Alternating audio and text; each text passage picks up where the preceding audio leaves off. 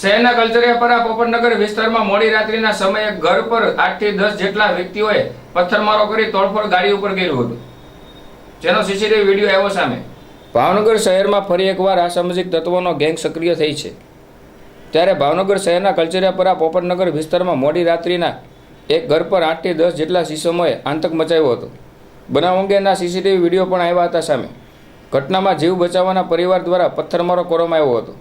હથિયાર લઈને આવેલા ગુંડા તત્વોએ એક કાર અને બાઇકની તોડફોડ કરી ધમાલ મચાવી હતી। જોકે આ બનાવમાં એક બાળકને માથાના ભાગે ઈજા પહોંચી હતી। બનાવને લઈને મોડી રાત્રે પોલીસનો કાફલો ઘટના સ્થળે દોડી આવ્યો હતો।